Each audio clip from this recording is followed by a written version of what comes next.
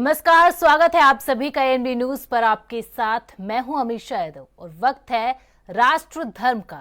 आज राष्ट्र धर्म में बात होगी हरियाणा के विधानसभा चुनाव की, जहां पर आज अरविंद केजरीवाल ने जगाधरी से अपने चुनावी प्रचार का आगाज किया है। अपने रोड शो में उन्होंने बीजेपी पर जमकर निशाना साधा। केजरीवाल ने कहा कि बीजेपी ने जेल में उन्हें बहुत यातनाएं दी, लेकिन मैं नहीं टूटा। मेरी रगों में हरियाणा का खून बह रहा है। ये नहीं जानते कि हरियाणवी को तोड़ा नहीं जा सकता। इस दौरान उन्होंने कहा कि मैं चाहता तो जेल से निकलने के बाद दिल्ली का सीएम बना रहता, लेकिन मैंने ऐसा नहीं किया। उन्होंने आगे कहा कि मैं आप लोगों के बीच आया हूं। अगर आप लोगों को लगता है कि मैं ईमानदार हूं तो ही मुझे वोट देना। अपने अंदाज में उन्होंने जनता से कहा कि बीजेपी ने आपको क्या दिया? सिर्फ भ्रष्टाचार, बेरोजगारी, महंगाई दी है। इस बार पूरा हरियाणा परिवर्तन की मांग कर रहा है। अपने रोड शो के दौरान केजरीवाल ने सबसे अहम एक बात कही कि हरियाणा में इस बार जो भी सरकार बनेगी वह आम आदमी पार्टी के बिना नहीं बनेगी। उनके इस बात के क्या मायने निकाले जाए, क्योंकि 90 सीटों पर चुनाव लड़ने वाली पार्टी चुनाव प्रचार के दौरान ये दावा करती है, तो सवाल उठता है कि क्या वो ये स्वीकार कर रहे हैं कि उनकी पार्टी अपने दम पर सत्ता में नहीं आ सकती। इस मुद्दे पर चर्चा करने के लिए हमारे साथ कुछ खास मेहमान भी जुड़ेंगे, जो इनसे विस्तार से चर्चा करेंगे। मगर उससे पहले देख लेते हैं आज की रैली में अरविंद केजरीवाल ने क्या कुछ कहा।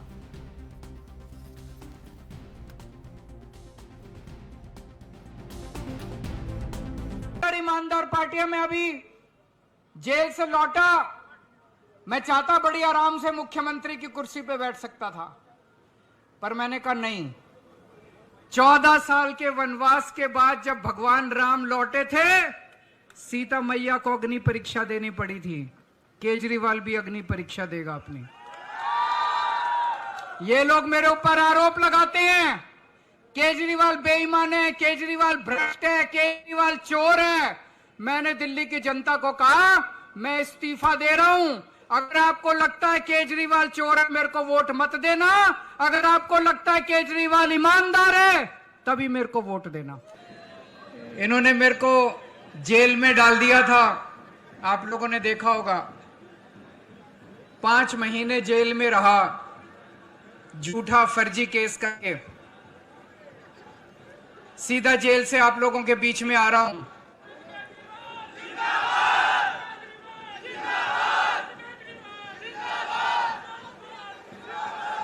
इन्होंने बड़ी कोशिश करी जेल में मेरे को तोड़ने की। तरह तरह से इन्होंने यातनाएं दी। कई दिनों तक तो मेरी दवाई बंद कर दी इन्होंने। पता नहीं क्या करना चाहते थे मेरे साथ। ये मेरे को तोड़ना चाहते थे, लेकिन इनको ये नहीं पता मैं हरियाणा का हूं। मेरी रगों में हरियाणा का खून दौड़ रहा है। तुम किसी को भी तोड़ सकते हो, हरियाणा वाले को नहीं तोड़ सकते।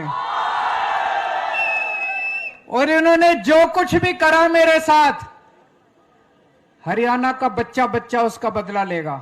लेगा कि नहीं लेगा? इन्होंने मेरे को जेल भेजा, अब हरियाणा वाले इनको हरियाणा से बाहर भेजेंगे। दोस्तों, पूरा हरियाणा इस टाइम बदलाव चाह रहा है। पूरा हरियाणा, जहां जाओ पता चलता है कि लोग इनको गांव में नहीं घुसने दे रहे।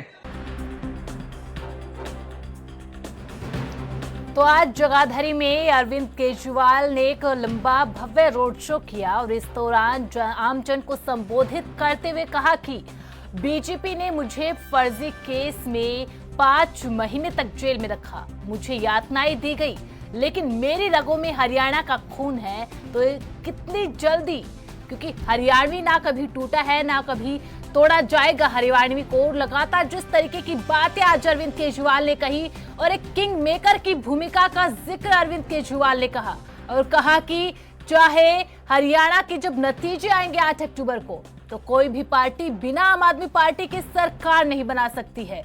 इसके साथ ही कहा कि जिस तरीके से 14 साल का वनवास काटकर जब वापस लौटे थे, तब भी सीता ने अग्नि परीक्षा दी थी। ये अरविंद केजरीवाल की अग्नि परीक्षा है। और साथ ही जिस तरीके से इस्तीफा दिया और वो पूरा इस्तीफे का जो दौर चला, वो घटनाक्रम चला, उसका जिक्र भी आज जगाधरी में जनसभा को संबोधित करते हुए कहा कि अरविंद, जिस तरीके से मैं चाहता तो जेल से बाहर आने के बाद भी सीएम की कुर्सी पर बैठा रह सकता था, लेकिन मैंने तय किया कि मैं जनता के बीच में जाऊंगा और जनता फिर निर्धारित करेगी, निर्णय करेगी कि मैं ईमानदार हूं या नहीं हूं। इसीलिए मैंने अपने पद से इस्तीफा दे दिया। अब मुख्यमंत्री की कुर्सी पर तभी बैठूंगा जब जनता इसका फैसला करेगी। और आज जो तीखे हमले बीजेपी के ऊपर कहे, लेकिन दूसरी तरफ जो सबसे जरूरी बात आज अरविंद केजरीवाल ने इस आम जनसभा में की, वो थी किंग मेकर की भूमिका की। जब अरविंद केजरीवाल ने कहा कि चाहे हरियाणा में कोई भी पार्टी आए, लेकिन वो बिना आम आदमी पार्टी के सरकार नहीं चला सकती, सरकार नहीं बना सकती। आप देखना होगा इसके बाद किस तरीके से ये पूरा राजनीतिक घटनाक्रम होता है हरियाणा विधानसभा चुनाव में। इसके बाद अरविंद केजरीवाल की और भी रैलियां और भी रोड शो हरियाणा में होने वाले हैं। और आज जिस तरीके से आगाज अरविंद केजरीवाल ने हरियाणा के प्रसार का किया है, सबसे पहला हमला बीजेपी पर किया और कहा कि बीजेपी ने तो हमारे विधायकों को तोड़ने की कोशिश की, लेकिन एक विधायक तो छोड़िए, एक कार्यकर्ता को नहीं तोड़ पाए। इससे आप अंदाजा लगा सकते हैं कि आम आदमी पार्टी कितनी कट्टर ईमानदार है। और लगातार जिस तरीके से आज जनसभा में अरविंद केजरीवाल ने बीजेपी को घेरा, किंग मेकर का जिक्र किया, अपने इस्तीफे का जिक्र किया और कहा कि अब मैं जनता के बीच में जाकर ही अपनी ईमानदारी साबित करूंगा। अब दिल्ली की जनता तय करेगी कि वो ईमानदार है या नहीं है, और उसी के बाद मुख्यमंत्री की कुर्सी पर बैठे।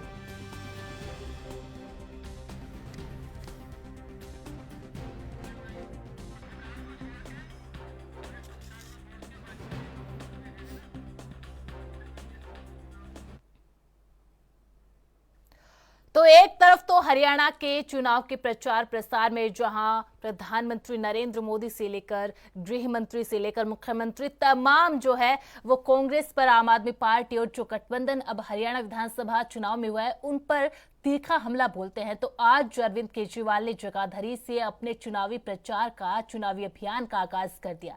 और आज जिस तरीके से जनसभा में वो गरजे हैं, जिस तरीके से उन्होंने बातें रखी है और खासकर बीजेपी पर जो हमला बोला है, आज इन्हीं सब पर चर्चा करेंगे। और हमारे साथ खास मेहमानों का एक पैनल भी जुड़ चुका है, तो चलिए सबसे पहले तारुफ करवा देती हूँ। बीजेपी नेता आलोक वत्स जी हमारे साथ जुड़े हुए हैं, कांग्रेस के प्रवक्ता अंश वत्स जी हमारे साथ जुड़े हुए हैं, आप प्रवक्ता सुरेंद्र राठी जी हमारे साथ जुड़े हुए हैं और कुछ ही देर में वरिष्ठ पत्रकार नरेश उपल भी हमारे साथ जुड़ेंगे। तो सबसे पहले तो आप चारों का बहुत बहुत स्वागत है एनबी न्यूज पर। सुरेंद्र जी, आज अरविंद केजरीवाल ने जब अपनी जनसभा में आम जन को जब संबोधित कर रहे थे, तो उन्होंने किंग मेकर की भूमिका का जिक्र किया कि चाहे हरियाणा में कोई भी पार्टी आए, लेकिन बिना आम आदमी पार्टी के समर्थन के वो सरकार नहीं बना सकती। इसका मतलब ये है सर कि अरविंद केजरीवाल ने मान लिया है कि वो अपने दम पर हरियाणा में तो सरकार बनाने वाले नहीं है। जी जी नमस्कार सभी दर्शकों को, मेरा नमस्कार, आपके चैनल को नमस्कार जी। आम आदमी पार्टी एक आंदोलन से निकली हुई पार्टी है और बड़ी मजे की बात है कि अरविंद केजरीवाल जी ने सीएम की कुर्सी को ठोकर मार दी। एक बार नहीं, 2 बार सीएम की कुर्सी छोड़कर वो पब्लिक के बीच में आए हैं, क्योंकि भारतीय जनता पार्टी दुष्प्रचार कर रही है कि अरविंद केजरीवाल भ्रष्टाचारी है। उन्होंने इस्तीफा देकर पब्लिक के बीच में जाने का निर्णय लिया। ये बहुत महत्वपूर्ण निर्णय है, क्योंकि उन्होंने कहा है कि जनता जनार्दन फैसला करेगी। और हरियाणा की बात है कि हरियाणा में हमारी पार्टी बड़ी तेजी से आगे बढ़ रही है। हम 90 की 90 सीटों पर पुरजोर मेहनत से लड़ाई लड़ रहे हैं और जीतेंगे और सरकार बनाएंगे। जहां तक बात है कि हमारे काम दिल्ली के अंदर बहुत बेहतरीन काम किया, इसलिए 3 बार हमारी सरकार बनी। पंजाब में हमारी सरकार बनी, बेहतर काम कर रही है। जो जनता के मुद्दे हैं, जैसे बिजली का मुद्दा है, तो आम आदमी पार्टी ने दिल्ली में भी फ्री यूनिट दी 300, पंजाब के अंदर भी 300 यूनिट फ्री दी। और अभी भारतीय जनता पार्टी और कांग्रेस हमारी नकल कर रही है। कांग्रेस की बात है, कांग्रेस ने हिमाचल में घोषणा की थी कि हम 300 यूनिट फ्री देंगे। उन्होंने 125 यूनिट फ्री दी और पिछले महीने वो डिसीजन वापस ले लिया। आम आदमी पार्टी ने स्वास्थ्य सुविधाएं बेहतर की। जो आप देख रहे हैं दिल्ली के मोहल्ला क्लिनिक, जिनको देखने के लिए वर्ल्ड हेल्थ ऑर्गेनाइजेशन के चेयरमैन बान की मून आए थे और उन्होंने कहा था कि ऐसे मोहल्ला क्लिनिक पूरे हिंदुस्तान में बनने चाहिए। स्वास्थ्य सेवाओं की बहुत जरूरत है हिंदुस्तान को। जहां तक मुद्दा है पानी का, दिल्ली गवर्नमेंट के पास अपना पानी नहीं है, अपनी बिजली नहीं है, फिर भी उन्होंने 20,000 लीटर सबक से जनता को पानी दिया है। रोजगार की बात आती है तो पंजाब सरकार ने लगभग 2.5 साल के कार्यकाल में, मेरी आवाज आ रही है आपके पास? जी जी सुरेंद्र जी। पंजाब सरकार ने 2.5 साल के कार्यकाल में 43,000 पक्की नौकरियां दे दी बगैर पर्ची खर्ची के। जबकि हरियाणा के अंदर अगर आप देख रहे हो तो 36 पेपर इनके राज में कैंसिल हुए हैं। कांग्रेस राज में चलता था कि पर्ची और खर्ची चलेगी, भारतीय जनता पार्टी वाले उनसे भी आगे बढ़ गए क्योंकि ये पेपर ही लीक करवा देते, पर्ची खर्ची का मामला ही आगे नहीं बढ़ने देते। हरियाणा के अंदर लगभग 20 लाख युवा बेरोजगार घूम रहे हैं, भारतीय जनता पार्टी कुछ नहीं कर पाई। जब इनको लगा कि धराशायी हो रहे हैं तो लास्ट मोमेंट पे इन्होंने मुख्यमंत्री बदल दिया। ये इनका फेलियर है और जनता देख रही है। सुरेंद्र जी देखिए, ठीक है, आप जो बातें कर रहे हैं, जो मैनिफेस्टो का जो आप जिक्र कर रहे हैं, जो तमाम बातें आप कह रहे हैं, ठीक है सर, दिल्ली सरकार, पंजाब सरकार क्या बातें कर रहे हैं। मैंने ये पूछा जब सर 90 सीटों पर आम आदमी पार्टी ने अपने कैंडिडेट खड़े कर दिए हैं और वो आम आदमी पार्टी जो कहती थी कि हरियाणा के पास अब तक कोई विकल्प नहीं था, कभी बीजेपी कभी कांग्रेस, ऐसा ही चल रहा था, लेकिन अब एक विकल्प जनता को मिल चुका है, वो है आम आदमी पार्टी के रूप में। तो सर उसके बाद ही किंग मेकर की भूमिका। जी जी बिल्कुल, हमारी पार्टी बड़ी ताकत से लड़ रही है और हम बड़ी ताकत से वहां पर सरकार बनाएंगे। हरियाणा में कोई इसमें अतिशयोक्ति नहीं है। लोग हमें चाह रहे हैं, हम गांव गांव जा रहे हैं। आज भी गांव में हमारी मीटिंग थी, पब्लिक हमें स्वीकार कर रही है और पब्लिक सराखों पे बैठा रही है। जी सुरेंद्र जी, बस मैं ये जानना चाहती हूं, आपने कहा कि हम सरकार बनाएंगे, लेकिन सर किसी के समर्थन से ना? हाँ, अगर जरूरत पड़ी हम किंग मेकर की भूमिका में भी हो सकते हैं। सर कांग्रेस ने तो ऑफर दिया था, राहुल गांधी ने तो खुले मन से कहा था कि हम आम आदमी पार्टी के साथ हरियाणा के विधानसभा चुनाव में गठबंधन करना चाहते हैं। कोई बात नहीं, गठबंधन नहीं हुआ, राजनीति में चलता है। अब इनका देखो ना, हमारा गठबंधन जनता से है, हम जनता के साथ मिलके सरकार बनाएंगे हरियाणा में और जनता हमें पसंद कर रही है, लाइक कर रही है। ठीक है आलोक जी, देखिए यहाँ पर तो आज अरविंद केजरीवाल ने कह दिया कि वही है किंग मेकर जो ये डिसाइड करेंगे कि हरियाणा में किसकी सरकार बनेगी, क्योंकि हमारे समर्थन के बिना तो किसी पार्टी की सरकार नहीं बन सकती है। देखिए, सुरेंद्र जी की पार्टी ने चुनाव से पहले अपनी हार स्वीकार ली है। उनका ये कहना कि हमारे सपोर्ट से कोई सरकार बनाएगा, और सुरेंद्र जी अभी कह रहे थे कि हम अपनी सरकार बनाने जा रहे हैं। इनके मुखिया के कथन में और इनके कथन में जमीन आसमान का अंतर है। वो कह रहे हैं कि हमारे समर्थन से कोई आदमी सरकार बनाएगा, और ये कह रहे थे कि हम सरकार बनाने जा रहे हैं। जी हरियाणा में डायरेक्ट मुकाबला बीजेपी और कांग्रेस में है। तीसरा किसी भी फोर्स का कहीं कोई वजूद नहीं है। हितपुट रूप से कहीं कोई एक दो जीत जाए तो मैं नहीं कह सकता। कोई निर्दलीय जीत जाए, कोई इनोलो से जीत जाए, कोई जननायक पार्टी से जीत जाए, कोई कोंडा के पार्टी से जीत जाए, तो मैं नहीं कह सकता छिटपुट। लेकिन अधिकांशतः सीटों पर डायरेक्ट फाइट कांग्रेस और बीजेपी में है। और केजरीवाल जी अभी विचाराधीन कैदी है, ये तो पूरा देश जानता है। तो उनके मनोबल को कितना आंकना अभी कमतर होगा। आने वाला समय बताएगा कि उनके ऊपर ये सजा मुकर्रर होता है या ये वो बरी हो जाते हैं।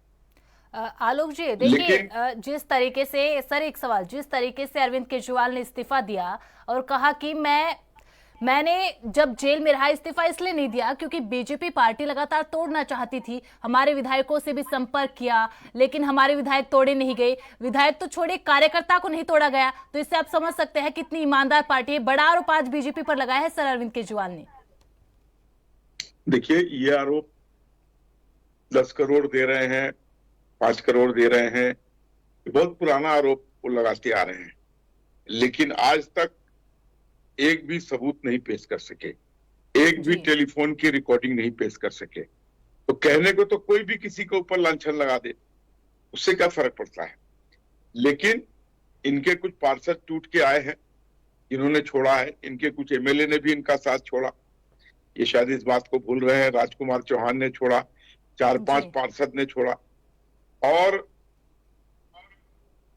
जिस तरीके से इन्होंने 5-6 महीने बिल्कुल ही व्यवस्था को ठप करके दिल्ली की और जेल से सरकार बनाने की कवायद की, वो भारतीय लोकतंत्र का एक काला अध्याय इन्होंने लिखा है जी। जो कोई भी मुख्यमंत्री रहते हुए अगर संदेह के घेरे में आया तो उसने चाहे अपनी पत्नी को ही बनाने दिया हो, लेकिन उसने अपने पद से रिजाइन किया।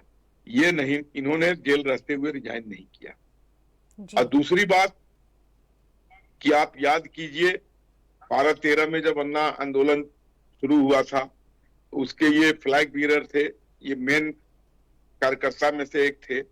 इन्होंने बार बार कहा कि मैं सत्ता में अगर आया जी, तो ना तो मैं सरकारी बंगला लूंगा, न बड़ी गाड़ी लूंगा, न सिक्योरिटी लूंगा, और अगर कोई एफआईआर मेरे ऊपर हुआ तो जब तक उस एफआईआर से बरी नहीं हो जाऊंगा तब तक कोई पद नहीं ग्रहण करूंगा। और सत्ता में आने के बाद ये सारी चीजों को ये भूल गए। इन्होंने बड़ा मकान भी लिया जिसमें 46 लाख के पर्दे लगवा दिए। इन्होंने बड़ी गाड़ी में भी चढ़ना चालू कर दिया और बड़ा मकान भी ले लिया।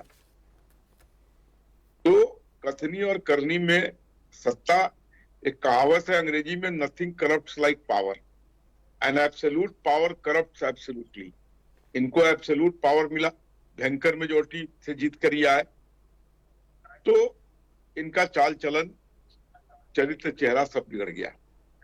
और उसी अफरा तफरी में ये लिकर स्कैम हो गया और लिकर स्कैम में इनको जेल जाना पड़ा।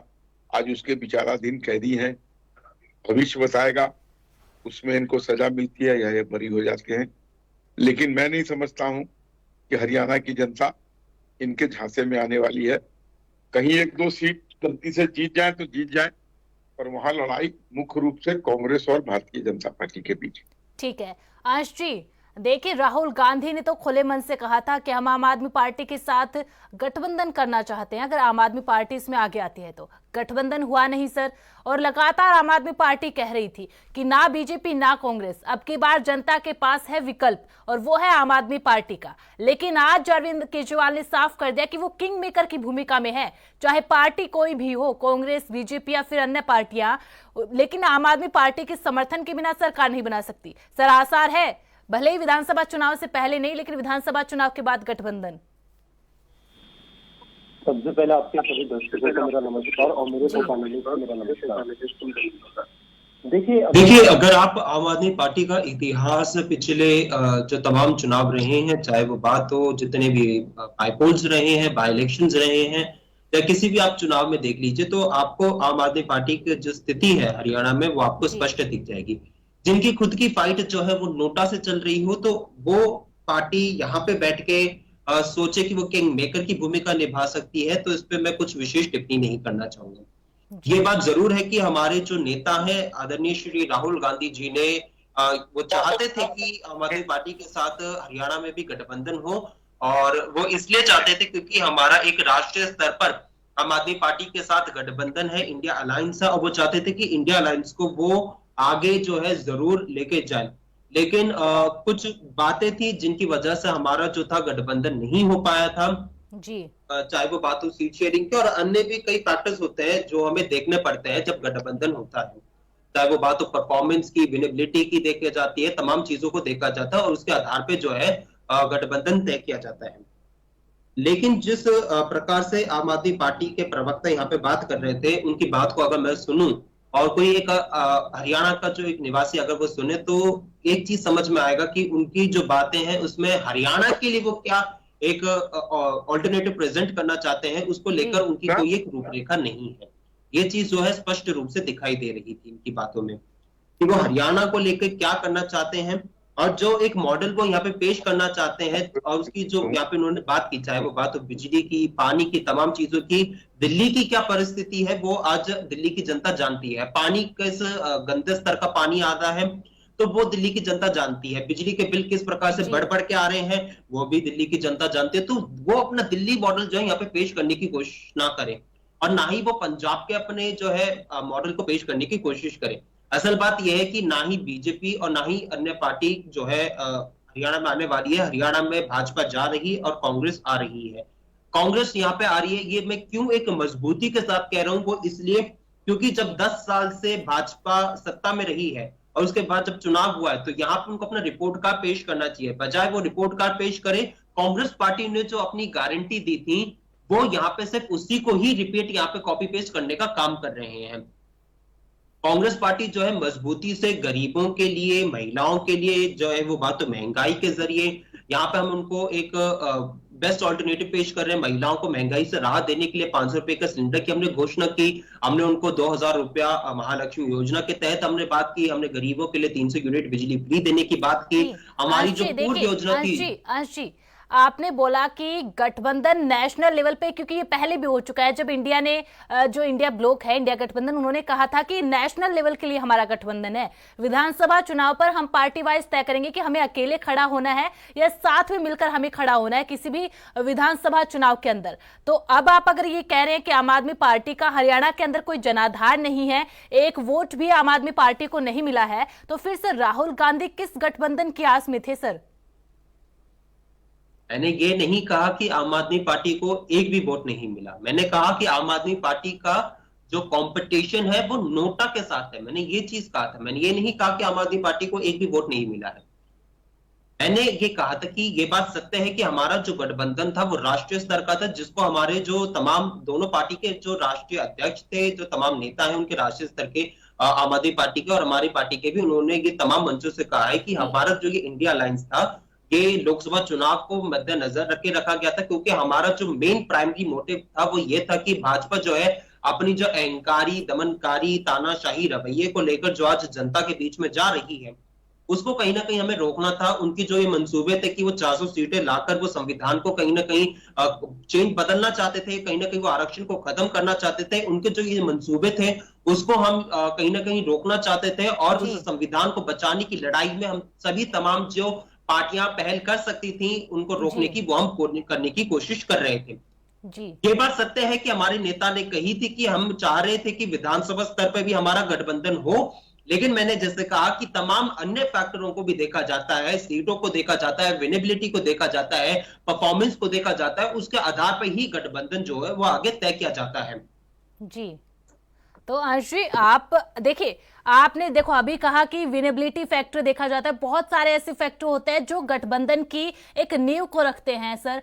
नेशनल लेवल पर चलो मान लिया सर, और जिस तरीके से प्रदर्शन इंडिया ब्लॉक ने किया वो उम्दा था, तो क्या सर राहुल गांधी या जो कांग्रेस के जो वरिष्ठ नेता है, शीर्ष नेतृत्व है, उन्होंने वो सारे फैक्टर नहीं देखे होंगे जब ये गठबंधन का जिक्र किया?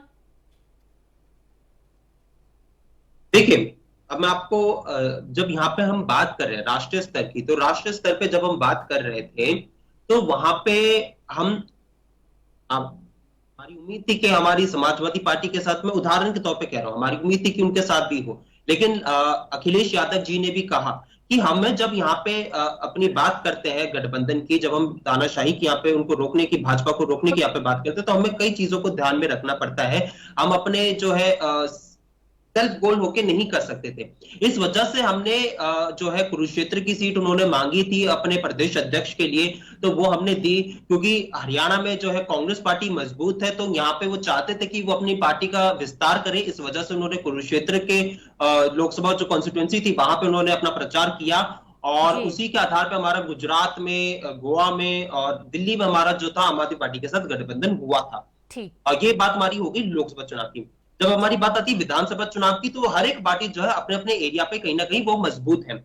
और जो हमारा मेन मोटिव था, जिसके आधार पर जो नीति ये इंडिया अलायंस को बनाने की, वो यही थी कि कहीं ना कहीं हमें भाजपा को उसके तानाशाही रवैये से रोकना था। इस वजह से हमारा कहीं ना कहीं गठबंधन बना था। हम नहीं चाहते थे, और ना केवल सिर्फ हम बल्कि इस देश की जनता भी नहीं चाहती थी। इस वजह से कहीं ना कहीं उन्होंने इस 2024 के लोकसभा चुनाव में भाजपा को उनकी असलियत दिखाने का काम किया है। ठीक, वो ठीक, जो इतना ठीक सोच है, रहे जी, थे ठीक है, अपने कि वो ठीक, उनको 400 सीटें ठीक, मिलेंगे, ठीक है। उसके बाद वो एक तानाशाही रवैये को अपनाएंगे, तो वो आज चीज कहीं ना अरविंद कहीं नहीं हो केजरीवाल पाएगा। ने जो जिक्र किया है किंग मेकर की भूमिका का, सर, क्योंकि अभी तक जो आम आदमी पार्टी के चाहे वरिष्ठ नेता ले लीजिए या फिर लगातार जिस तरीके से सुनीता केजरीवाल ने भी जो तमाम रैलियां की थी, हरियाणा बदलाव की जो जनसभाएं की थी, उसमें यही कहा था कि बीजेपी और कांग्रेस से अब हरियाणा की जनता त्रस्त हो चुकी है और एक विकल्प जो है आम आदमी पार्टी ने सामने रख दिया जनता का। तो अब जनता को चुनना है कि वो विकल्प को चुनेंगी या फिर जो रवायत हमेशा हरियाणा की रही है उसी को चुनेंगी। लेकिन आज जब अरविंद केजरीवाल की जगाधरी में जनसभा होती है तो वो कहते हैं कि हम तो किंग मेकर की भूमिका में है भाई, भले ही 90 सीटों पर हमने अपने कैंडिडेट खड़े कर दिए। अब ऐसे तो देखिए, किंग मेकर की जो आप यहाँ पे बात कर रहे हैं, ऐसे किंग मेकर के लिए तो इनेलो भी कह दे कि हम किंग मेकर है, तो ये थोड़ी ना कि इनेलो ने कह दिया तो किंग मेकर बन जाएंगे। बात यह है कि जनता क्या विकल्प के तौर पे देखना चाहती है। जैसे कि उन्होंने कहा कि हम किंग मेकर की भूमिका में, अर्थात उन्होंने ये बात को स्वीकार किया कि कहीं ना कहीं वो सरकार में तो नहीं आ रहे हैं। अर्थात इस चीज को उन्होंने ये चीज को स्वीकार किया है कि वो सरकार में नहीं आ रहे, और जनता जो है अभी के समय पे एक मजबूत विकल्प चाहती है। और मजबूत विकल्प के तौर पे कहीं ना कहीं जनता जो है वो कांग्रेस पार्टी को चुन रही है। और ये मैं क्यों कह रहा हूं, इसलिए कह रहा हूं क्योंकि उन्होंने कांग्रेस पार्टी का पूर्व का कार्यकाल देखा है और उसमें कहीं ना कहीं उनको विश्वास है। चाहे वो बात हो किस प्रकार से हमने गरीबों के उत्थान के लिए हमने 100 गज के मुफ्त के प्लॉट देने की बात की थी, और इस योजना को आगे लेके जाने के लिए हमने ये बात की अपनी गारंटी में कि हम उस पर 3.5 लाख रुपए लगाकर ठीक उस है, पे ठीक गरीबों है, को हम ठीक 2 है, कमरों का एक मकान ठीक देंगे। ठीक। नरेश जी, आपसे जानना चाहूंगी किंग मेकर की भूमिका, इसके बारे में मतलब आप क्या कहना चाहेंगे, किस तरीके से हरियाणा में आम आदमी पार्टी, क्योंकि देखिए 2019 के अंदर तो जिस तरीके से 47 सीटों पर खड़ी हुई, एक भी सीट नहीं जीत पाई, अब 90 की 90 सीटों पर खड़ी है, तो क्या ऐसे में माना जाए कि अरविंद केजरीवाल ने आज जो कहा है किंग मेकर की भूमिका वो सही होगा आगे चलकर?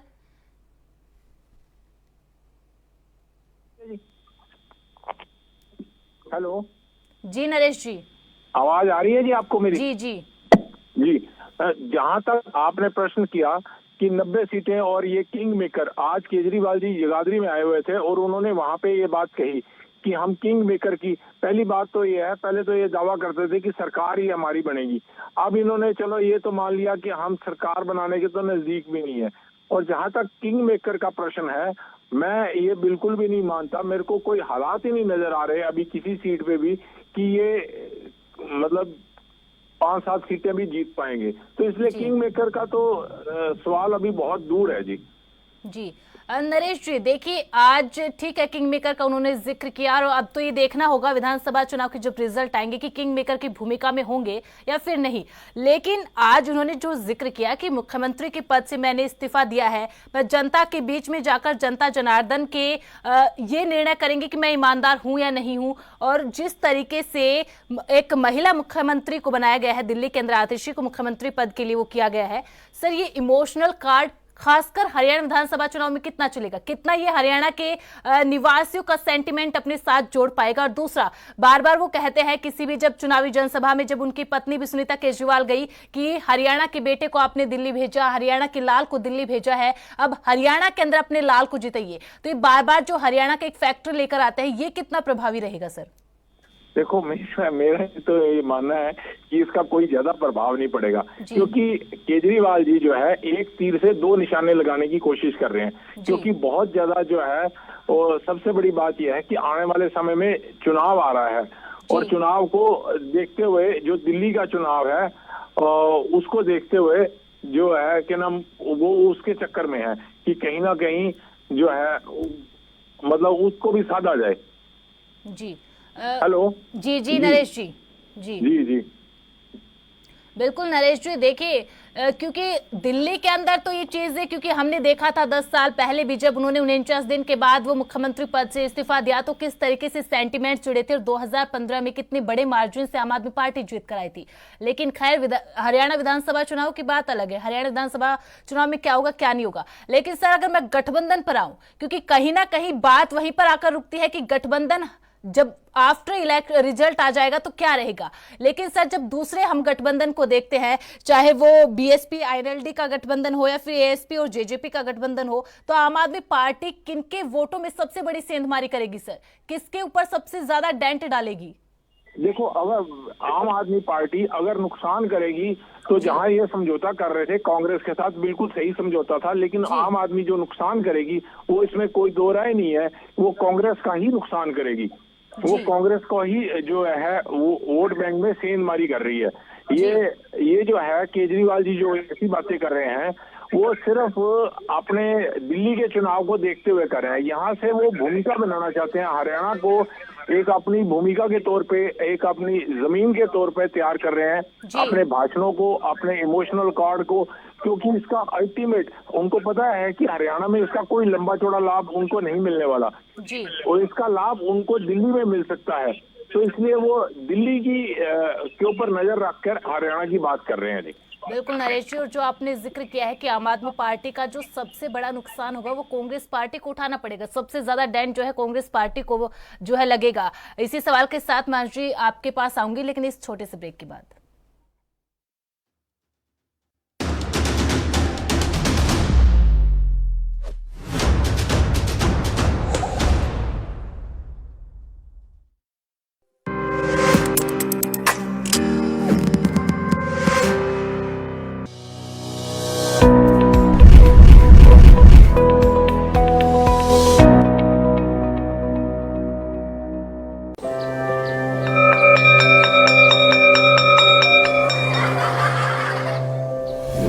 जन कल्याण के लिए संवेदनशील यशस्वी प्रधानमंत्री नरेंद्र मोदी जी की प्रेरणा एवं माननीय मुख्यमंत्री योगी आदित्यनाथ जी के नेतृत्व में उत्तर प्रदेश के सभी मंडलों में स्थापित किए गए हैं अटल आवासीय विद्यालय। कक्षा 6 से 12 तक निःशुल्क शिक्षा ग्रहण कर रहे हैं श्रमिकों के बच्चे। अटल आवासीय विद्यालयों का संचालन Uttar Pradesh building and other construction workers welfare board के तहत अटल आवासीय विद्यालय समिति कर रही है। विद्यालयों में एक और नई शिक्षा नीति का समावेश और रुचि एवं क्षमता के अनुसार बच्चों को किया जा रहा है शिक्षित। इन विद्यालयों में निर्माण श्रमिकों और मुख्यमंत्री बाल सेवा योजना से आच्छादित बच्चे सीखते हैं अनुशासन, आत्मनिर्भरता और जीवन कौशल का हुनर। शिक्षा का उपहार कर्मयोगी सरकार। उत्तर प्रदेश की राजधानी लखनऊ से मैं जितेंद्र सिंह। हिमाचल की राजधानी शिमला से एएनबी न्यूज के लिए मैं टीना ठाकुर। छत्तीसगढ़ की राजधानी रायपुर से मैं अखिलेश तिवारी राजपुर। देवभूमि उत्तराखंड से मैं अमित चौधरी। राजनांदगांव वाराणसी चंबा भूतपुर गुरुग्राम खरौना फरीदाबाद लुधियाना हरिद्वार रुड़की सीतापुर गौतम बुद्ध नगर अमेठी फिरोजाबाद चित्रकूट हमीरपुर कानपुर नगर से एएनबी न्यूज के लिए मैं सत्यम गोस्वामी।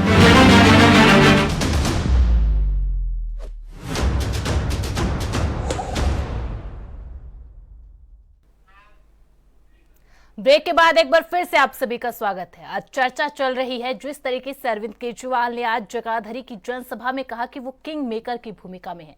उनके समर्थन के बिना, आम आदमी पार्टी की समर्थन के बिना कोई भी पार्टी हरियाणा के अंदर सरकार नहीं बना सकती है। और इन्हीं पर चर्चा करने के लिए 4 खास मेहमान भी हमारे साथ जुड़े हैं। आंश जी, नरेश जी ने कहा कि जो आम आदमी पार्टी के साथ जो गठबंधन हो रहा था, जो समझौते की जो कवायद चली थी, वो काफी लाभदायक जो है, काफी प्रभावी रहती कांग्रेस पार्टी के लिए। लेकिन अब आम आदमी पार्टी का सबसे बड़ा जो नुकसान है वो भी कांग्रेस पार्टी को झेलना पड़ेगा, सबसे बड़ा डेंट कांग्रेस पार्टी को लगेगा। देखिए, जैसे मैंने अपनी बात पूर्व में कही थी, मैं उसी चीज को कहना चाहूंगा कि जनता जो है ना, इस समय पे एक विकल्प के तौर पर एक ऐसी सरकार जी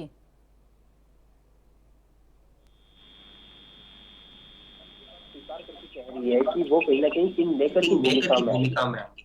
अर्थात कहीं ना कहीं वो ये बात को स्वीकार कर रहे हैं, और जब वो उनके शीर्ष नेता जब इस बात को स्वीकार कर रहे हैं, अर्थात उनके कहीं ना कहीं कार्यकर्ता भी इस चीज को स्वीकार कर रहे हैं कि उनकी जो है सरकार जा रही है। जब आपके कार्यकर्ता जो है वो मायूस हो जाते, तो आप सोचिए आप किस आधार पे जो है जनता के बीच में जाएंगे। तो वो जब आपके पास वो बेनिफिट नहीं रहता, तो आप जनता के बीच में तो जा नहीं पाएंगे। जनता को आप क्या कहेंगे कि हम विकल्प बनेंगे आपके लिए, हम आपके लिए किंग मेकर की भूमिका बनेंगे। जनता कहेगी कि आप पहले सरकार तो बनाइए, आप मजबूती से तो अपना पक्ष रखिए। जनता इस समय पे क्या चाहेगी कि एक भाजपा के से जब उनको छुटकारा चाहिए, जब ऐसी सरकार से उनको छुटकारा चाहिए जिसने किसानों को नहीं पूछा, जिसने महिलाओं को नहीं पूछा, जिसने गरीबों को नहीं पूछा है, बेरोजगार युवाओं को नहीं पूछा है, पहलवानों को नहीं पूछा, तो ऐसे समय पे वो ऐसी सरकार को चाहते हैं जो कि किसानों के लिए जो है अच्छा काम करे। तो उसके लिए हमने यहाँ पे उनको बात करा, हमने यहाँ पे महिलाओं के लिए कई योजनाएं दी हैं, हमने युवाओं के लिए यहाँ पे बात की है। तो ऐसे टाइम पे वो उन गारंटियों को विश्वास करना चाहते हैं। और कांग्रेस पार्टी पे वो क्यों विश्वास करना चाहते हैं? इसलिए करना चाहते हैं क्योंकि कांग्रेस पार्टी जो कहती है वो करके दिखाती है। चाहे वो बात तो हमने हिमाचल में जब हमारी सरकार बनी तो उसके बाद हमने अपनी जो ओपीएस है वो लागू करके दिया। कर्नाटक में हमारी सरकार बनी, हमने शपथ के उसी शाम को हमने अपनी सारी गारंटियों पे मोहर लगा दी। या तेलंगाना की बात हो, तो जनता एक मजबूत विकल्प यहाँ पे चाहती है। ठीक है जी, आपने हिमाचल का जिक्र किया सर। हिमाचल की जो आर्थिक हालत है वो कैसी है वो आप भी जानते हैं सर। किस तरीके से वहां पर पेंशन एक्ट की थ्योरिक रिपोर्ट में साफ ये कहा गया था कि जो ओपीएस की जो बहाली फिर से हिमाचल प्रदेश के अंदर की गई है ना, उसकी वजह से कहीं ना कहीं स्थिति भी जिम्मेदार होती है। भले ही वो 10% हो, लेकिन स्थिति जिम्मेदार है। और जिस कर्नाटक के आप जिक्र कर रहे हैं कि कर्नाटक के अंदर जो चीजें हमने की थी वो वहां पर लागू की है, तो सर प्रधानमंत्री ने भी कहा था कि कर्नाटक के अंदर जो किसानों के लिए आपने वादे की थी वो पूरे कर दीजिए। और दूसरी चीज सर, ये मुद्दा भी बड़ा उठा था कि जो कांग्रेस पार्टी अपने चुनावी वादों को पूरा करने के लिए जो कोटा जो वाल्मीकि समाज को मिलता था, जो दलित को मिलता था, SC/ST को मिलता था, वो कोटा अपनी चुनावी जो फ्रीबीज थी या रेवड़ी जो थी उनको पूरा करने के लिए वहां से निकाल रहे हैं सर। अब आपके मैं तमाम बातों का एक सिलसिलेवार तरीके से जवाब देता हूँ। आपने यहाँ पे आर्थिक स्थिति को लेकर बात की। आज जो है प्रधानमंत्री, आज इस देश में इतने सारे प्रधानमंत्री रहे मोदी जी से पहले, उससे पहले इस देश पे कर्ज क्या था और आज कर्ज क्या है? आज जो है कर्ज जो है इतनी ज्यादा गुना बढ़ चुका है। और उस वो तब बढ़ा है जब मोदी जी ने गैस सिलेंडर से सब्सिडी विड्रॉ कर ली, जब जो हमारे बुजुर्गों को ट्रेन में कंसेशन मिलता था वो उन्होंने विड्रॉ कर ली। उसके बाद भी इस देश पे आज कर्ज जो है वो 200 लाख करोड़ के पार जा चुका है। ठीक है, ऐसी स्थिति में जब इस देश की तमाम जहां पे भी, चाहे वो बात है हिमाचल की या अन्य जगह पे, राजस्थान में जब हमारी सरकार थी तब हमने वहां पे, जब इस देश में महिलाओं को महंगाई से परेशानी है, अगर हमने उनको वहां पे महंगाई से राहत देने के लिए अगर प्रदेश की सरकार काम कर रही है, आप मुझे बताइए कि इसमें क्या बुरा है? क्या आज भाजपा ने 5 रुपए के सिलेंडर की घोषणा की है कि नहीं की? आप मुझे इसका जवाब दीजिए। उन्होंने क्यों की? आज ही उन्होंने क्यों की? अगर वो 500 रुपए के सिलेंडर की यहाँ पे घोषणा कर रहे हैं, अगर वो महिलाओं को 2100 रुपए की देने की घोषणा कर रहे हैं, अर्थात वो ये बात को स्वीकार कर रहे हैं कि हरियाणा में महंगाई है, अर्थात वो इस बात को स्वीकार कर रहे हैं इस देश में महंगाई है। अगर वो 2 लाख सरकारी पद को भरने की बात कर रहे हैं तो वो ये बात को स्वीकार कर रहे हैं कि उन्होंने हरियाणा में बेरोजगारी बढ़ाई है। तो अगर प्रदेश की सरकार उसको बढ़ा रही है, क्योंकि केंद्र की सरकार से तो वो जनता ने उम्मीद छोड़ती है, इसलिए तो उन्होंने प्रदेश की सरकार में परिवर्तन किया है ताकि प्रदेश की सरकार उनको कहीं ना कहीं महंगाई से, बेरोजगारी से उनको राहत दिलाए। आपने यहाँ पे कर्नाटक की बात की।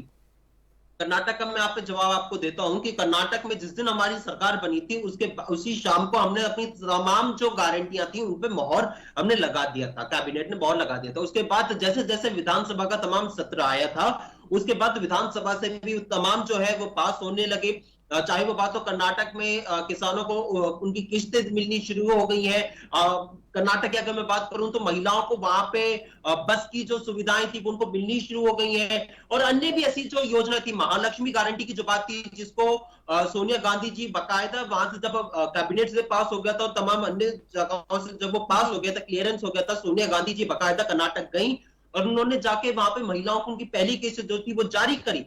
तो ये क्यों किया जा रहा है? ये इसलिए किया जा रहा है क्योंकि आज जो केंद्र की सरकार है उसने कहीं ना कहीं जो प्रदेश की तमाम सरकार है उनपे जनता है वहां पे बोझ डाल दिया, महंगाई का बोझ, आर्थिक बोझ, जी गरीबी सुनिए, देखिए आपने जो तमाम सवाल महिलाओं के किसानों के उठाए हैं वो बीजेपी के जो नेता है उनसे पूछूंगी आलोक जी से, लेकिन जब आप हिमाचल प्रदेश में कहते हैं कि हमने महिलाओं के लिए जो ऐलान किए थे वो उनको दिए, सर हिमाचल प्रदेश में महिलाओं के लिए जो ऐलान किया था हर महीने जो देने का, जो पैसे उनके खाते में ट्रांसफर करने का, सर वो लागू हुआ या नहीं? और दूसरा, कर्नाटक में किसानों का आपने जिक्र किया कि किसानों के लिए जो भी योजनाएं, जो वादे हमने किए पूरा किया। सर कर्नाटक और तेलंगाना की बात करूं ना, वहां पर 1200 किसानों ने आत्महत्या की है और एक ही कांग्रेस के ही नेता थे सर, उन्होंने शिवानंद पाटिल, उन्होंने कहा था कि किसान आत्महत्या इसलिए करते हैं क्योंकि जो सरकार की जो योजनाएं है, सरकार की तरफ से जो भी मुआवजा मिलता है, कुछ भी मिलता है, वो उसके लिए करते हैं। सर ठीक है, आपने यहाँ पे एक सवाल उठाया है। देखिए आप यहाँ पे जो कह रहे हैं, सबसे पहले किसानों की आत्महत्या को लेके, किसानों की आत्महत्या को यहाँ पे अगर मैं इस देश की अगर बात करूं तो आज जो है तकरीबन 22 से 25 किसान जो है रोजाना इस देश में आत्महत्या कर रहे हैं। ये पूरे देश का आंकड़ा है, जहां पे जो है भाजपा शासित तमाम जो राज्य हैं, चाहे वो बात तो महाराष्ट्र की आज क्या स्थिति है, आज हरियाणा के किसानों की क्या स्थिति है, आज उत्तर प्रदेश के किसानों की क्या स्थिति है, आज इस देश की जो है परिस्थिति, जो तमाम रिपोर्ट है उससे वो छुपा नहीं है। आज जैसे उन्होंने यहाँ पे बात किया, यहाँ पे हमें समझना पड़ेगा कि किसान जो है तमाम चीजों पे वो रिलाय करते हैं। हम प्रदेश की सरकार जितना उनको देने की कोशिश कर सकती थी, प्रदेश की सरकार उनको देने की यहाँ पे कोशिश कर रही है, और लेकिन जो किसान जो है आज मांग क्या कर रहा है कि उनको उनकी फसलों पर लीगल गारंटी मिले एमएसपी की लेके। लेकिन जब वो दिल्ली जाते हैं, धरना देते हैं, तो उसके बाद मोदी जी क्या कहते हैं, जब 750 से ज्यादा किसान शहीद हो जाते हैं और विपक्ष उनके मुआवजे की मांग करती, तो मोदी जी कहते हैं। आपने जो सवाल पूछे हैं वो मैं बीजेपी से पूछ लेती हूँ। आलोक जी देखिए, जब आपने अपना मैनिफेस्टो जारी किया तो कांग्रेस ने कह दिया और आम आदमी पार्टी ने भी कहा कि ये तो जो है झूठे वादे हैं, ये सिर्फ जुमले हैं, कुछ भी नहीं हो सकता, क्योंकि जहां पर बीजेपी की सरकार है वहां पर भी तमाम दावे किए थे, तमाम वादे किए थे, कुछ भी नहीं हुआ। और कांग्रेस ने तो यहां तक कह दिया कि ये जब कांग्रेस ने अपना मैनिफेस्टो जारी किया है पूरा का पूरा कॉपी पेस्ट है। हिमाचल प्रदेश में कांग्रेस ने ओपीएस लागू की, लेकिन बीजेपी ने क्या किया, हमने जो है एमएसपी को लेकर कानूनी गारंटी का वादा हमने हमारे मैनिफेस्टो में किया है। कांग्रेस जिस मांग को लंबे समय से कर रहे हैं, बीजेपी ने क्या किया? देखिए, मैं कांग्रेस प्रवक्ता को सुन रहा था, बड़ी अच्छी अच्छी बातें कर रहे थे और बता रहे थे कि कांग्रेस से ज्यादा सच्चा तो कोई है ही नहीं। 3,82 अरब डॉलर का घोटाला 60 बरस में कांग्रेस ने अपने रेजिम में किया हुआ है। एक से एक बढ़ के घोटाले हैं। उसके बाद इनके जितने शीर्ष के नेता हैं, राहुल गांधी, सोनिया गांधी, चिदम्बरम, अशोक गहलोत, सचिन पायलट इत्यादि इत्यादि, सब किसी न किसी केस में बेल पर बाहर हैं। ये एमएसपी की बात करते हैं। मैं अंश जी से पूछना चाहता हूं, 2006 में स्वामीनाथन की रिपोर्ट आई थी, किसकी सरकार थी? 2014 तक किसने रोका था आपको 2007 में लागू करने से? उम्र कम है, शायद उस समय ये बच्चे रहे होंगे। 2008 में मनमोहन सिंह ने ऑन रिकॉर्ड कहा था, it is not feasible to implement Swaminathan report, और उसको खारिज कर दिया था। ये बात हिमाचल की कर रहे हैं। 7 महीने से गवर्नमेंट के एम्प्लॉयज को वहां तनख्वाह नहीं मिली है। स्टेट की फाइनेंशियल हालत ये है। परिवहन, जो लोग गाड़ियां चलाते हैं, परिवहन विभाग, उनको 4 महीने से एक छलांग नहीं मिला है। कर्नाटका में इनके फाइनेंस मिनिस्टर ने, जो उप मुख्यमंत्री भी हैं, उन्होंने बाकायदा बयान देके कहा स्टेट की फाइनेंशियल हालत बहुत खराब है और इसका कारण है फ्री बीज को पूर्ति करना। तो ये तो इनका आलम है। और तब ये बात कर रहे हैं। आज हरियाणा में आम आदमी पार्टी 90 सीटों पर उम्मीदवार खड़ी की है, वो किसके वोट काटेगी? बीजेपी का तो एक भी वोट उसको नहीं मिलने वाला है। वो जो भी वोट काटेगी कांग्रेस का वोट काटेगी। सर आपने कर्जे की आपने सर आलोक जी एक मिनट आपने स्वामीनाथन रिपोर्ट का जिक्र किया, कर्जे का जिक्र किया। सर हरियाणा पे भी तो बहुत कर्जा है और जिन चीजों का जिक्र आपने अपनी मैनिफेस्टो में किया है उस पर सर कितना खर्च आएगा आपने सोचा है? दूसरा, स्वामीनाथन का आपने जिक्र किया, तो आपकी सरकार है सर पिछले 10 साल से, आपने क्यों नहीं उनकी रिपोर्ट में जो बातें की गई थी उनको लागू क्यों नहीं किया सर? किसानों के हित के लिए था तो। देखिए, हम अभी भी 22-23 खदानों पर एमएसपी से ज्यादा प्राइस दे रहे हैं, लेकिन सब पे लागू करना फिजिबल नहीं है, इसलिए हमने नहीं लागू किया है।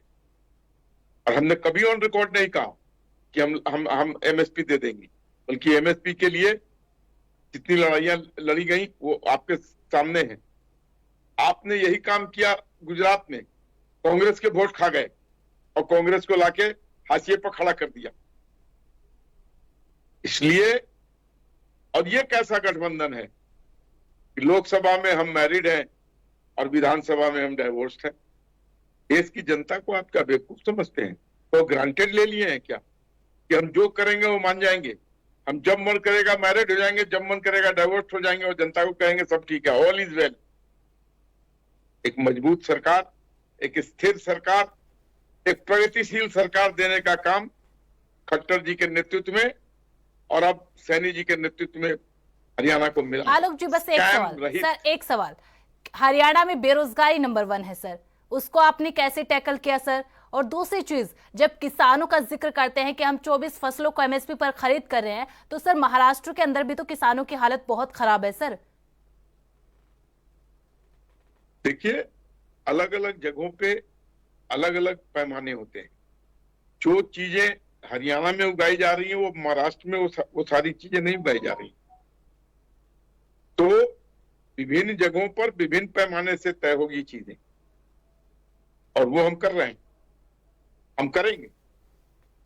हमने देश को मजबूती स्थिति में लाके खड़ा किया है। 5वीं सबसे मजबूत अर्थव्यवस्था है और तीसरे की तरफ जाने से कोई माइका लाल नहीं रोक सकता है।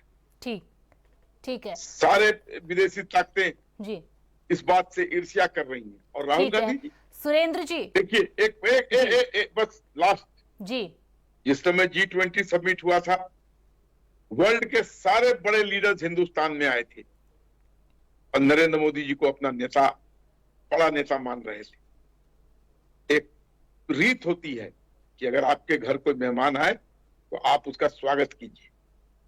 ठीक, वसुधैव कुटुंबकम का नारा देते हैं हम। ठीक है सर। और राहुल गांधी जी उस समय ब्राजील चले गए। ठीक, और ब्राजील में जाकर भारत विरोधी ताकतों के साथ बैठ के वहां से बयान दे रहे थे। अभी अमेरिका गए तो पन्नू आतंकवादी ने इनकी बड़ाई की। ईरान जो धुर भारत विरोधी है उसके साथ इन्होंने गलबैया की। ठीक है सर, ठीक है। सुरेंद्र जी देखिए, पाकिस्तान के देखिए पाकिस्तान के रक्षा मंत्री कह रहे हैं कि कांग्रेस और हमारा एजेंडा सेम है।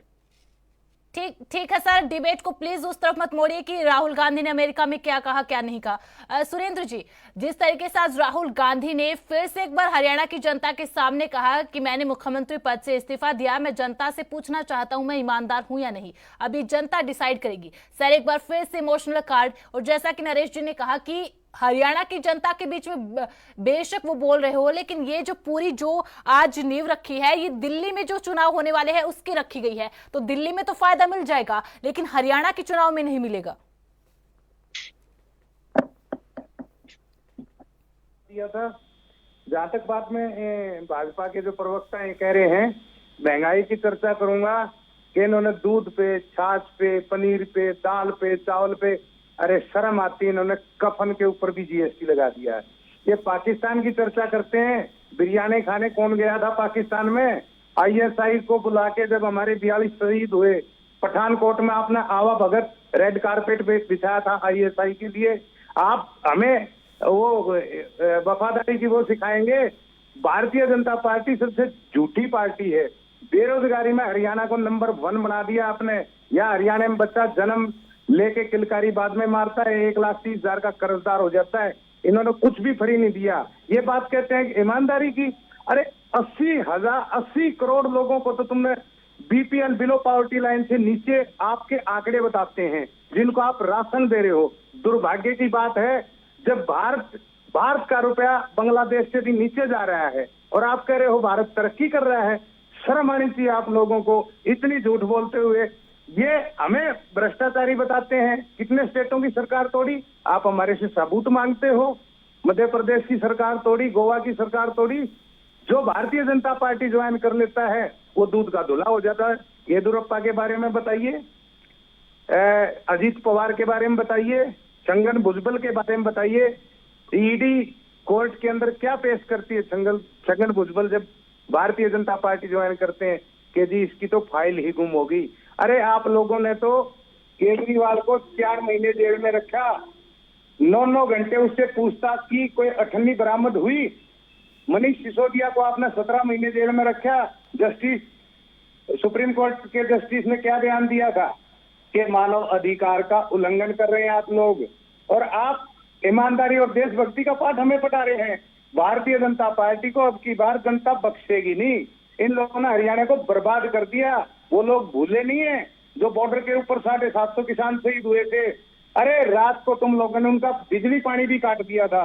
शर्म आनी चाहिए आप लोगों को, जब जाके मनीष सिसोदिया ने उनका पानी बहाल किया। और दिल्ली की जो सरकार है, इसने भारतीय जनता पार्टी को स्टेडियम देने से मना कर दिया था। जब दबाव बनाया कि किसानों को अरेस्ट करके हम दिल्ली के स्टेडियम में गिरफ्तार करना चाहते हैं, तो अरविंद केजरीवाल ने एक कलम से इनकार कर दिया था कि किसानों का मैं तहे दिल से स्वागत करूंगा। और दिल्ली के बॉर्डर पे अरविंद केजरीवाल जी ने किसानों के स्वास्थ्य का, रहने का, खाने पीने का सारा प्रबंध किया। आप तो किसान विरोधी हैं, आप नौकरियों के विरोधी हैं। यहाँ बेरोजगारी की लाइन आपने लगा दी हरियाणा में, 36 आपने पेपर कैंसिल करवा दिए। आप किस मुंह से बात करते हैं? अरे आपके एमएलए तो गांव में लोग घुसने नहीं देते आपके एमएलए मंत्रियों को। आप कह रहे हैं हम जीतेंगे।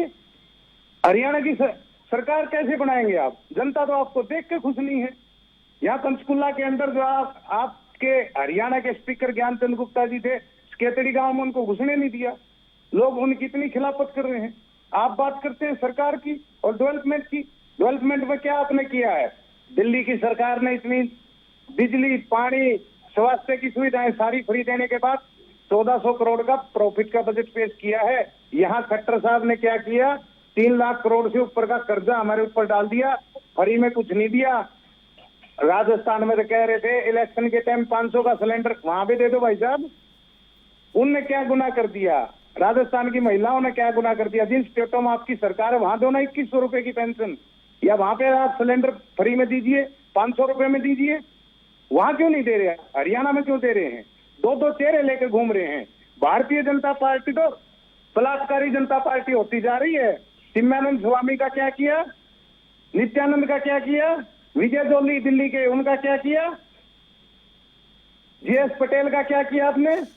राम दुलारे गौड़ का क्या किया? ब्रजभूषण शरण, जिनने महिलाओं के साथ दुर्व्यवहार किया, क्या किया? खुले में घूम रहा है। हरियाणा के खेल मंत्री संदीप सिंह, क्या किया इन्होंने? एक कोच के साथ सरेआम उसने बदतमीजी की। कहां थी तुम्हारी सरकार? क्या किया? बस आखिर में आकर आपने मुख्यमंत्री बदल दिया और पीछा छुटाने की कोशिश कर रहे हैं। लाडवा के अंदर भी काले झंडे दिखाए जा रहे हैं नायब सिंह सैनी को। आप एक बार चेक कीजिए। ठीक है। अब की बार सरकार आम आदमी पार्टी बनाएगी। 10 का आंकड़ा आप पार नहीं कर पाएंगे भारतीय जनता पार्टी। आम आदमी पार्टी सरकार बनाएगी, लेकिन अरविंद केजरीवाल तो कुछ और ही बोले सर। जगाधरी में तो उन्होंने कुछ और ही बोला है सर। हाँ तो सरकार बनाएंगे जी, हम जीतेंगे तो किसके समर्थन? सर आपने तो कहा ना कि हमारे समर्थन के बिना कोई सरकार नहीं बनेगी सर। सिंगल आप अपने अकेले मत पर सरकार नहीं बनाने वाले सर। अरविंद केजरीवाल ने ये बोला है। ख्यालों में सरकार बनाएंगे। ख्यालों में सरकार नहीं बनाएंगे जी। जैसे दिल्ली में सरकार बनाई थी आपके शुरुआत की सरकार में, आपके 3 एमएलए थे, स्कूटर पे बैठ के आते थे। अब की बार 8 एमएलए आपके हाथों में बैठ के आते हैं। पंजाब में धराशायी कर दिए। हम सत्ता में आते हैं, सर्वे में ठीक नहीं है आते। नरेश जी, देखिए यहाँ पर नरेश नरेश जी, ठीक है सुरेंद्र जी, नरेश जी जी यहाँ पर मैनिफेस्टो का जिक्र किया, जिस तरीके से अरविंद केजरीवाल ने कहा कि एक विकल्प अब हरियाणा की जनता को मिला है, लेकिन फिर कहते हैं कि किंग मेकर की भूमिका में हम हैं। दूसरी तरफ अगर मैनिफेस्टो का जिक्र करें, क्योंकि कांग्रेस ने भी जारी कर दिया, बीजेपी ने, लोक लुभावन वादे सर दोनों की मैनिफेस्टो में है। कांग्रेस जिसे कॉपी पेस्ट मैनिफेस्टो बीजेपी का बता रही है, तो बीजेपी कांग्रेस के मैनिफेस्टो को जो है एक जुमला करार दे रही है, कह रही है कि सारे झूठे वादे हैं। फिर जिक्र आता है हिमाचल प्रदेश का कि ओपीएस वहां पर आपने बहाल किया। ये सारी चीजें हो रही है सर, खासकर अभी जब बीजेपी के और कांग्रेस के जो नेता प्रवक्ता बोल रहे थे, उन्होंने महिलाओं का जिक्र किया सर, लेकिन जो सियासी खींचतान है वो तो कांग्रेस के अंदर भी है सर। क्योंकि देखिए कुमारी शैलजा 12 सितंबर को आखिरी लिस्ट आती है, उसके बाद से एक भी बयान, एक भी प्रचार में, मैनिफेस्टो में वो दिखाई नहीं देती है। तो यहाँ पर भूपेंद्र सिंह हुड्डा और कुमारी शैलजा के बीच की खींचतान एक बार फिर सामने आई। बीजेपी की बात करते हैं तो अनिल विज कह चुके हैं कि मैं अगर मुख्यमंत्री पद के लिए अपनी दावेदारी पेश करता हूं क्योंकि मैं सबसे वरिष्ठ नेता हूं, तो धर्मेंद्र प्रधान कहते हैं कि हमारा चेहरा तो मुख्यमंत्री का नायब सिंह सैनी होंगे सर। इसका कितना बड़ा असर इन चुनाव में पड़ेगा, क्योंकि जब हम 2019 के चुनाव का जिक्र करते हैं तब कहीं ना कहीं भूपेंद्र सिंह हुड्डा और जब कुमारी शैलजा साथ में थे, एक दलित और जाट का जब कॉम्बिनेशन बना था, तो लगभग 31 सीटें कांग्रेस ने जीती थी।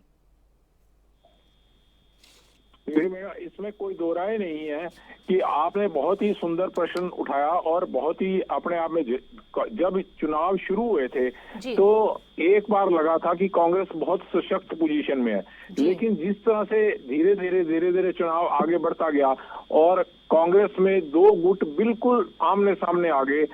कुमारी शैलजा का रोल सबके सामने है, कुमारी शैलजा का और हुड्डा जी का। हुड्डा जी पूरे जोर शोर से चुनाव मैदान में है, जबकि शैलजा बिल्कुल मैदान से हट चुकी है, ना उनका कोई बयान आता है, ना वो जितनी टिकटें उन्होंने दिलवाई हैं उनको हो सकता है समर्थन दे रही हो, लेकिन इसका सीधा सा नुकसान कांग्रेस को ही होगा, क्योंकि बिल्कुल साइलेंटली जहां पे कांग्रेस का एक गुट खड़ा होगा, उसका उम्मीदवार खड़ा होगा एक गुट के, दूसरा उम्मीदवार उससे किनारा काट देगा। किनारा क्या काट देगा, अगर सही बने पूछो तो उसकी वोट भी काटेगा। और उस स्थिति में जो है भाजपा जितनी डाउन उस टाइम लग रही थी, वो अब मतलब उतनी डाउन नहीं लग रही, कुछ आगे से फर्क पड़ा है इस स्थिति में भी। और रही बात मैं बाकी पार्टियों का, तो क्या कहना है, वो बस कोई पार्टी मिलजुल कर शायद किंग बना सके, तो यही स्थिति है इनकी तो इस टाइम। लेकिन मेनली दो ही पार्टियां बड़ी मजबूती से आगे खड़ी हैं, भाजपा हो या कांग्रेस। जी नरेश जी बिल्कुल ठीक है। कुमारी शैलजा और जिस तरीके से भूपेंद्र सिंह हुड्डा में अभी सियासी खींचतान चल रही है, क्योंकि अभी तक कुमारी शैलजा बाहर नहीं आई, तो वो सारी चीजें चल रही है। लेकिन सर बीजेपी की बात करें तो वहां पर भी सियासी खींचतान है ना, क्योंकि अब की बार अनिल विज ने साफ कह दिया है कि मैं वरिष्ठ नेता हूँ और वरिष्ठ नेता के तौर पर मुख्यमंत्री पद के लिए दावेदारी पेश करता हूँ। उन्होंने विड्रॉ भी कर लिया, उन्होंने कहा कि मैं तो दबाव में, जनता के दबाव में किया गया था वो उस चीज। भाजपा फिर भी जो है एक सेंटर का बहुत बड़ा दबाव है उनपे, और सेंटर पूरी तरह नजर रखता है। भाजपा का जो वर्कर है, जो समझ लो जो एमएलए की लाइन में है, वो उसको फिर भी अनुशासन में अपनी ऊपर की टीम की बात माननी ही पड़ती है। इसलिए अनिल विज को आप देखोगे कि वो अपने बयान से विड्रॉ कर गए हैं, एक तरह से सीएम वाले बयान से। जी ठीक है, बहुत बहुत शुक्रिया आप चारों मेहमानों का हमारे साथ जुड़ने के लिए और इस चर्चा करने के लिए। तो आज अरविंद केजरीवाल ने जगाधरी से हुंकार भरी है हरियाणा विधानसभा चुनाव की, लेकिन उन्होंने जिक्र किया किंग मेकर की भूमिका का कि आम आदमी पार्टी के समर्थन के बिना कोई भी पार्टी सरकार नहीं बना सकती।